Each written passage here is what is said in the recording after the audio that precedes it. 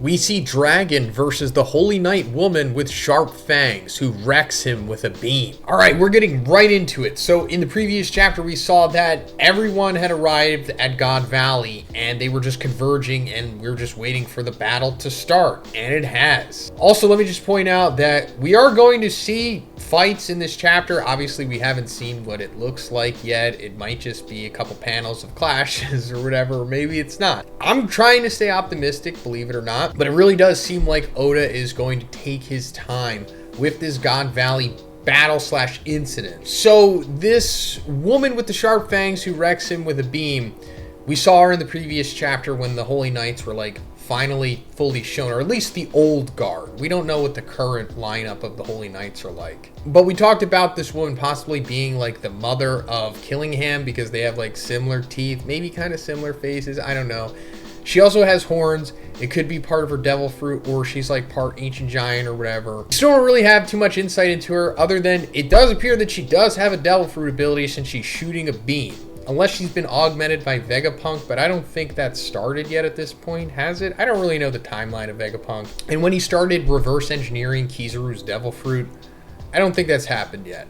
So this is probably a devil fruit. But she's wrecking Dragon, which is totally understandable because Dragon is just a cadet at this point. He's not implied Yonko level, which who really knows how strong Dragon is at this point? There's a possibility he's not even really like as strong as we think he is. But given how the power creep has worked post Wano, he has to be that strong for it to make sense. Otherwise, he's just going to get dominated again. And it also makes you wonder, like, does he have his devil fruit yet at this point? Or does he get his devil fruit at the end of this arc, maybe? And that's when it's revealed what his devil fruit is. I think that would be pretty cool. Before Dragon gets killed by the woman, Whitebeard saves him unintentionally. Many pirates betrayed rocks, so Whitebeard, Linlin, and Kaido team up to beat them all. Alright, wow. There's a lot of revisionist history going on, a lot of unreliable narrators, which is cool. I like it, understandable. It does line up with how the series works, especially with the propaganda of the world government, but also I guess just other characters who were maybe just misinformed and they thought they knew what was going on. It seemed like Rox was the one who betrayed them, given, word of mouth, not even through Marines or the world government, other pirates, but no, it's like actually the other pirates, I guess these are like the fodder guys on their crew. I don't think there's anybody significant other than Ichoko that is betrayed him at this point, because it just says ambiguous pirates. But I love that Whitebeard, Big Mom, and Kaido are teaming up to beat them because they know what's up. They know that Rox is him. They're not like super subservient to him, of course, because it just doesn't line up with their personality, but they know that like he's a good leader. He's going to lead us to do the right thing. We kind of need him at this point in our lives. And he is loyal to us, and we are, at least two of them, are kind of like sociopaths. Kaido for sure. Big Mom, I don't know, she's all messed up with trauma and stuff. She for sure is a sociopath, but Whitebeard obviously not. He's like a babyface for sure. And also him saving Dragon unintentionally. I guess it's just supposed to have this revolving door of coincidental fate, like this character saves that character, this character does that, and then it all leads to Luffy becoming Jesus. Garp appears and attacks them. Big Mom attacks Garp with a fire attack, but it's useless. Whitebeard, Linlin, and Kaido run away from Garp because they have no time to fight, even though Kaido wanted to fight Garp. Wow, okay. This is going to be pretty fun for the power scalers out there. Granted, this is 40 years ago, 39 years ago, 38 years, whatever. But it makes you wonder, like, okay, Garp is top 5 in the verse at this point, right? Let's just put Emu out of the picture. We'll just have Emu as 0. But we have, like, Rox, Harold, Roger, Garp, and then Garling. Is that, like, the top 5 right now?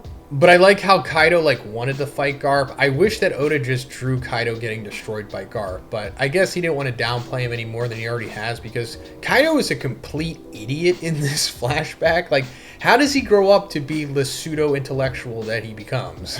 I guess how all the other ones do, I suppose. It's a very similar trajectory. Roger pirates and Rox pirates, including Whitebeard, Big Mom, Shiki, and Kaido, are about to meet in God Valley City. Okay, this hopefully is like going to lead us into the big fight in the next chapter. I mean, hopefully we get to see a triple threat match between Garp, Roger, and Rox, that would be incredible. But we also just want to see these single matches too. We want to see Rox versus Roger, because that was like the Blackbeard and Luffy of their time. And I know you're thinking, well, wait, Garp is Luffy's grandfather. It's like, yeah, but that's definitely not the narrative that Oda has put forth. Garp is obviously not carrying on Joy Boy's will. Garp is just a bootlicker for the world government that thinks that he's like his own man and that he's delivering justice. But he's just a company dog that has like a serious man crush on Roger that might even dip into repressed homosexuality.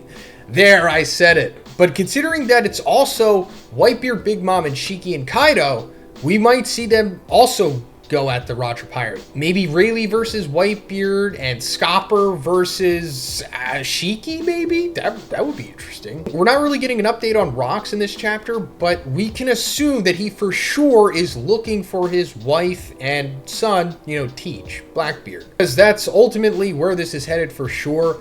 And I'll talk about my big grand theory as to what I think is going to happen with Rox tomorrow, hopefully, if we get the full summary or just more spoilers from Read On. So please subscribe for that if you haven't already. I know a lot of you watch the videos through the browse, and that's fine. I do that with other channels too, but subscribing and liking the video will just like tell YouTube that you guys actually care about the content. And if you don't care about it, that's fine too, I get it. Shakky got away by herself, but Summers got her and almost killed her.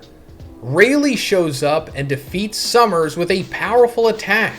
Rayleigh wins Shakky over. Roger and Gaban cry in tears. Okay, Summers taking L after L after L, which he should. He is a complete, unredeemable, curly mustache psychopath. We saw him in the chapter that he brutally murdered that kid in front of his dad. And also, we saw in current time, he got low diffed by Scopper. So much, in fact, that he cut through that Holy Knight regeneration hack that they have. And we're also seeing history repeats itself, which is what One Piece is about, essentially. And Rayleigh also destroyed Summers in the past, as he should. And this is, I guess, ultimately how he wins Shakky over. Even though he already won Shakky over, but this is sealed the deal. And I guess this is what ultimately leads to them being in their situationship on Sabaody. I mean, not directly after this, but it obviously leads to that. But yeah, that's pretty much it for this chapter. Man, these next couple weeks are going to be truly incredible because we're seeing the climax of God Valley play out. All of the big storylines, all of the big moments, all of the things that have set in motion the events that are going to lead to the end of this current time in the actual series is happening right now at God Valley. And also, I'm sure some of you saw this thing on Twitter about how Oda is putting in his new special color thing in Shonen Jump because of how popular and well received the Elbaf arc is. And I thought that was funny because it's partly that's true, but it's definitely not the Elbaf arc that is popular here. It's for sure Rox's flashback. So I think Oda is definitely taking his time with this. And I don't think that he intended to do that before. Because now you realize it's oh wait, people actually like when I make the story really cool and interesting and I don't keep doing the same thing 17 times in a row. But anyway, I just thought that was funny. It's probably gonna upset some people that I said that, but it is what it is. You are on the side of YouTube where I actually have an opinion about things and I'm not just an Oda sycophant. And there's nothing wrong with that. That's just an end of the spectrum that some people prefer, and that's fine. But anyway, let me know in the comments what you thought about these spoilers. If you liked the video, please give it a like. Again, that really helps the video go further so that other people can be offended by what I have to say. And subscribe again if you haven't already. Have a great day, guys, and I'll see you in the next one.